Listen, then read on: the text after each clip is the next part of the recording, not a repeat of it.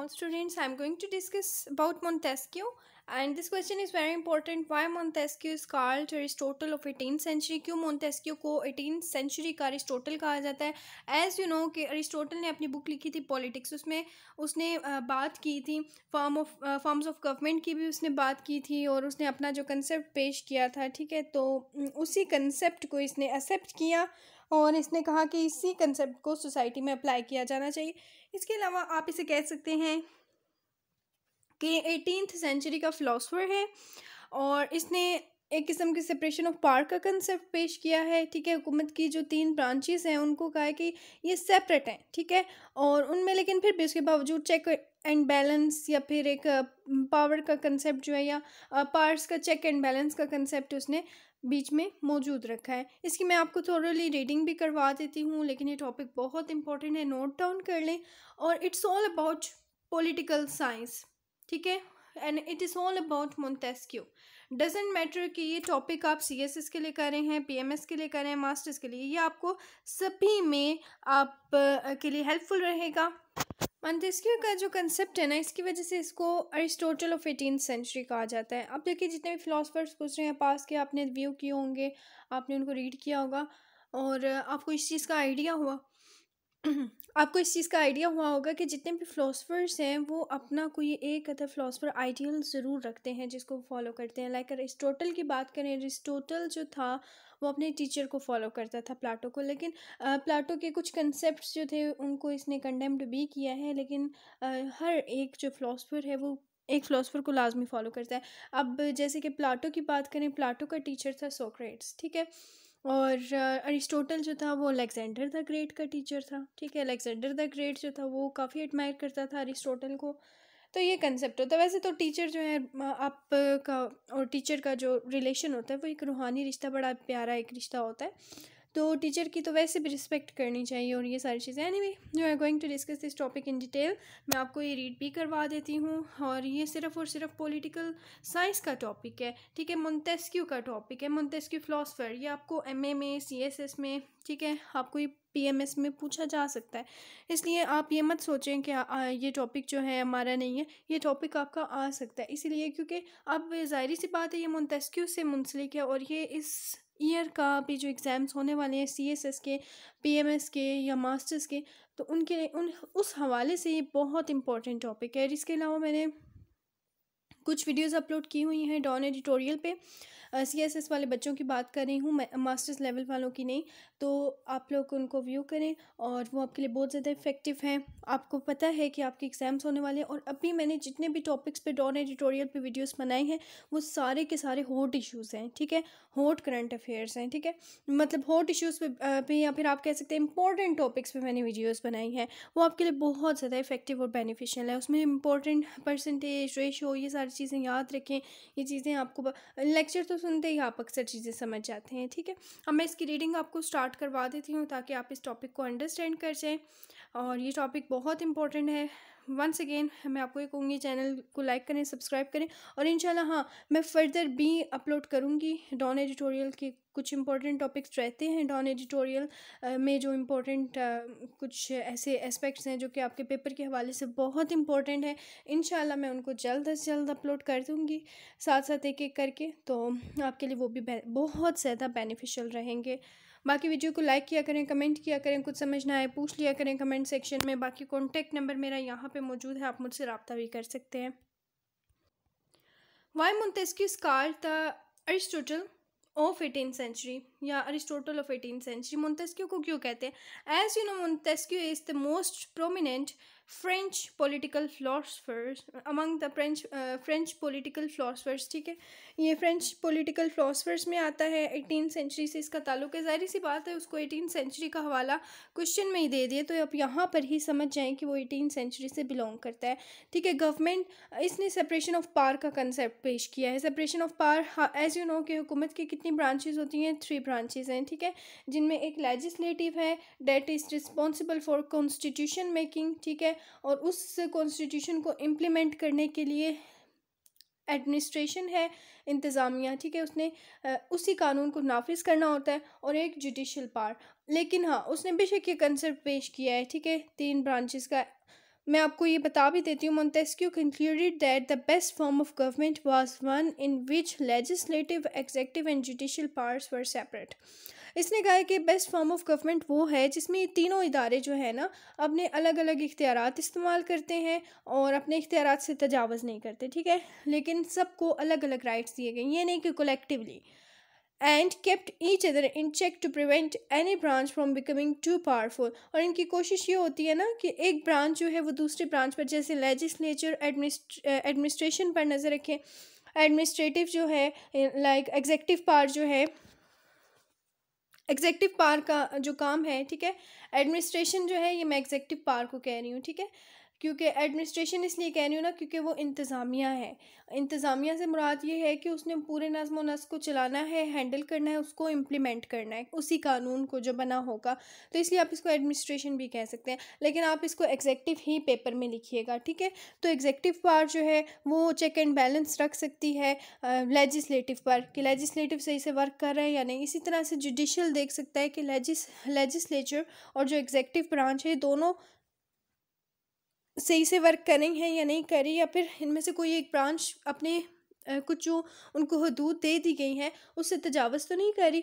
तो ये तीन ब्रांचेस होती हैं। आप ये कह सकते हैं he believe that uniting these parts as in the monarchy of Louis. Louis का दौर पीरियड या फिर इसका एरा जो है, लाइस का आप एरा व्यू कर सकते हैं, इसमें आप कोट कर सकते हैं, ठीक है। मोंटेस्क्यू जो है फ्रेंच फिलासफर है, इसने स्पिरिट ऑफ लॉस की वजह से बहुत फेमस हुआ था, इसने बुक लिखी थी, और one of the greatest works in the history of political theory, jurisprudence पर इसका काम था, स्पिरिट ऑफ लॉस, ये 1748 में इन्होंने लिखी, ठीक है। और मोंटेस्क्यू के 3 असूल कौन से थे, इसकी सेपरेशन ऑफ पावर, बहुत सी चीज़ें इसमें आ जाती हैं, मैं आपको डिटेल में भी बताऊंगी। एनीवे, क्वेश्चन आगे फर्दर रीड करते हैं।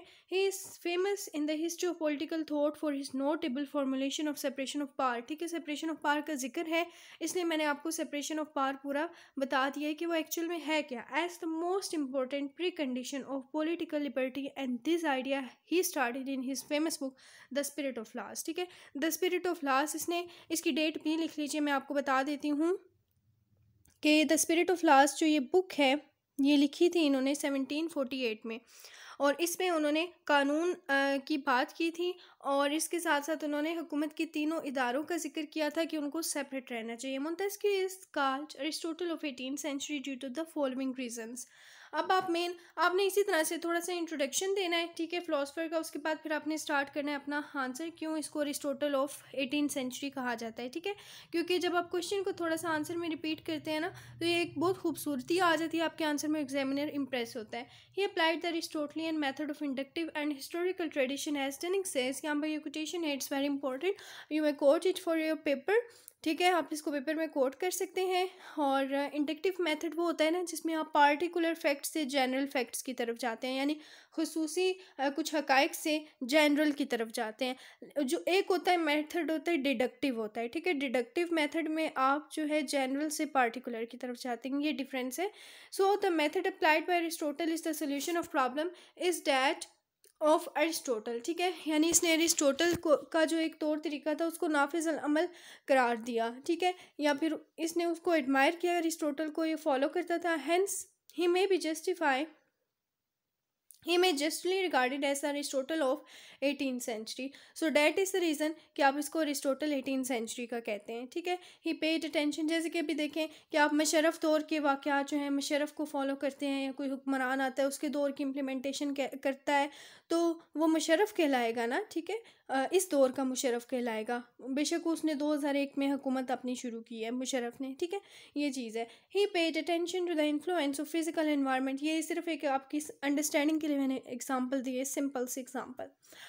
सो physical environment on social institutions and life of man like Aristotle, यानी इसकी अटेंशन किस पे थी, फिजिकल एनवायरनमेंट पे थी, क्योंकि अरिस्टोटल भी फिजिकल एनवायरनमेंट की बात करता था, सोशल इंस्टीट्यूशन की, एंड लाइफ एंड मैन यानी इंसान का इंसान से कनेक्शन।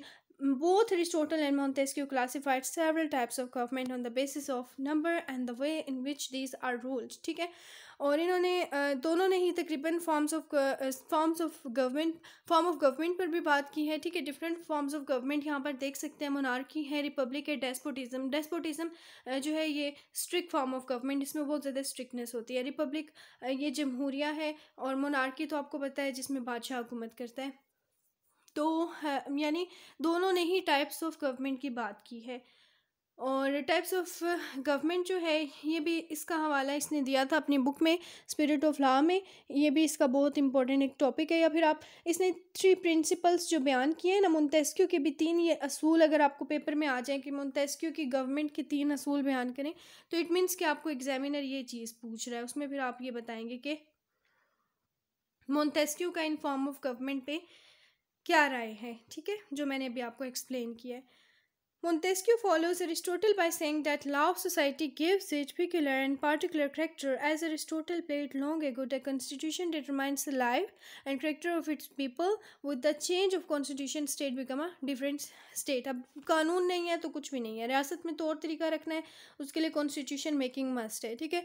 कॉन्स्टिट्यूशन का एक सोसाइटी से रिलेशन और कॉन्स्टिट्यूशन का ज़रूरी करार देना, तो ये दोनों ही फिलोसफर्स ने उस वक्त बात की थी। Both Aristotle and Montesquieu believed the fundamental types of constitution may vary under the impact of local condition as Indian Britain follow parliamentary system. Parliamentary वो सिस्टम होता है जिसमें वज़ीर आज़म हुकूमत करते हैं। कहते हैं कि हमारे पास ना मुख्तलिफ़ तरह के आइन हैं, हम इन सब को देख सकते हैं और जो हमें बेटर लगेगा हम सोसाइटी में उसको इम्प्लीमेंट कर सकते हैं। तो इन्होंने सब पे रिसर्च करी हुई थी उस वक्त, ठीक है।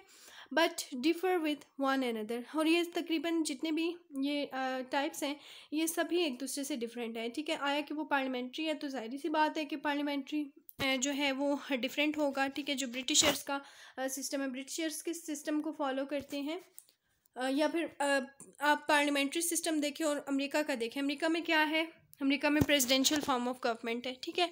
तो अब जाहिर सी बात है पार्लियामेंट्री अलग सिस्टम है, प्रेसिडेंशियल अलग है, ठीक है। Both wield a great influence as the theory of separation of power is enshrined in the constitution based on the American model, ठीक है। ये हो गया आपका यहाँ पे वाइंड अप। लेकिन इसके बावजूद कुछ इंपॉर्टेंट चीज़ें मैं आपको बताना चाहूँगी। इसकी सेपरेशन ऑफ पावर का कंसेप्ट इंपॉर्टेंट है, क्योंकि इसने कहा है कि बेशक अपनी आज़ादी से लिबर्टी से काम करें, ठीक है, तीनों इदारे, चाहे वो एग्जेक्टिव है, लेजिस्लेचर है, चाहे वो जुडिशल ब्रांच है, ठीक है, लेकिन उसके बावजूद इन्होंने चेक एंड बैलेंस एक दूसरे पर लाजमी रखना है, ठीक है। और इंसान की नेचर पर बात करता है Montesquieu. State of nature, man was at peace and Hobbes believe that in the state of nature man were always at war with each other, ठीक है। होप्स कहता था कि इंसान जो है वो झगड़ालू है, लेकिन मोंटेस्क्यू कहता है कि नहीं, इंसान जो है वो अमन पसंद था, ठीक है, वो अमन को पसंद करता था। और डिफरेंट, ये पेपर में आपको ये भी क्वेश्चन आ सकता है, what is the difference between lock and Montesquieu, lock और मोंटेस्क्यू। अच्छा, ये आप मुझे बताएंगे कि what is the difference between the philosophy of lock and Montesquieu. Lock और मोंटेस्क्यू के फ़लसफ़े का क्या डिफरेंस है। ये कमेंट सेक्शन में मुझे सब बच्चे पैराग्राफ्स अपने टाइप कर करके शेयर करें, और इनमें से जो सबसे इफ़ेक्टिव होगा वो मैं आपको रेकमेंड करूँगी आप स्टूडेंट्स में से, और उस बच्चे की तारीफ़ भी की जाएगी, इसलिए आप ये करें। और एक छोटी सी असाइनमेंट है ये आपके लिए।